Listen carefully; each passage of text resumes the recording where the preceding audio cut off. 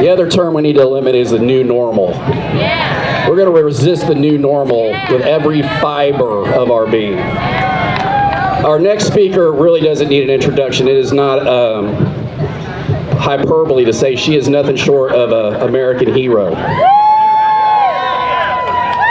This is a person who went to jail, not just for her business, but for all of us, and to protect our fundamental and most basic constitutional freedoms, the ones that say we have the absolute right to come and go as we please, to run a business as we see fit, and to peacefully assemble just like we're doing right here, right now. So please welcome Shelley Luther.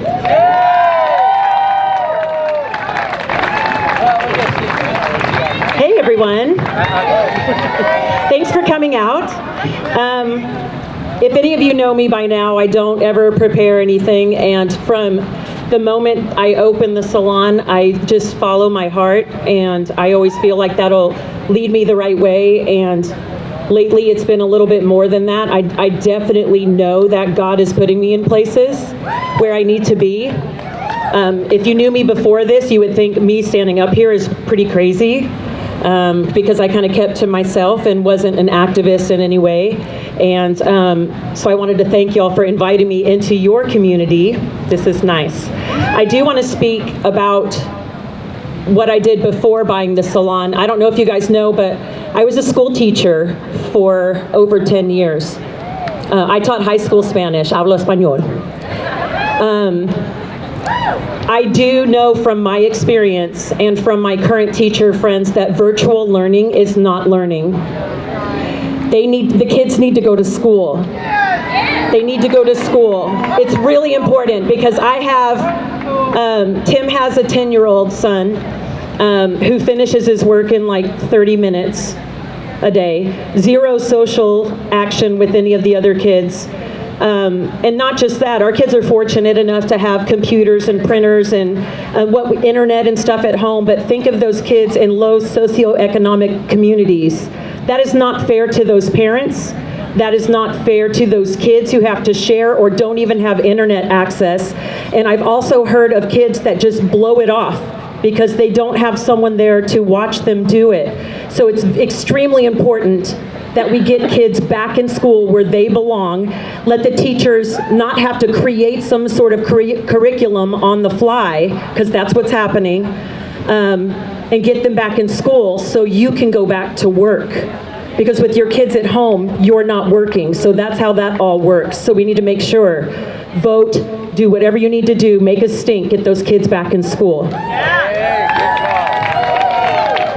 I don't even know if we need to go into this contact tracing because y'all know how I feel about my rights. But someone asked me, they said, we make this temperature gauge thing. So when people go into your salon, it will automatically take their temperature. I'm like, what my temperature is none of your business. I don't care if it's 40 degrees, it's none of your business. Stop violating us. Stop. So do not let them do anything to you that you don't approve of. And that contact tracing is just beyond ridiculous. And that money sure could have been better spent somewhere else. Somewhere else. The last thing I want to talk about, and because it's kind of an elephant in the room, the rioting and stuff that's going on right now, I think that we all have the same goal. We all want our rights back. All of us. I think that we're fighting for the same thing. We should do that together. Not fight against each other. This is not a race thing. This is not black, white, brown. It's not.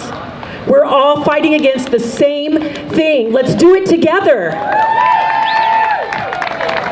You're not going to help anybody by tearing stuff down. It just makes you look bad and takes away from what your point is. Let's do it. If we have to go to jail, let's do it.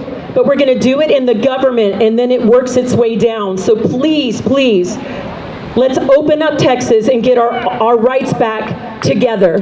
Thank you, guys.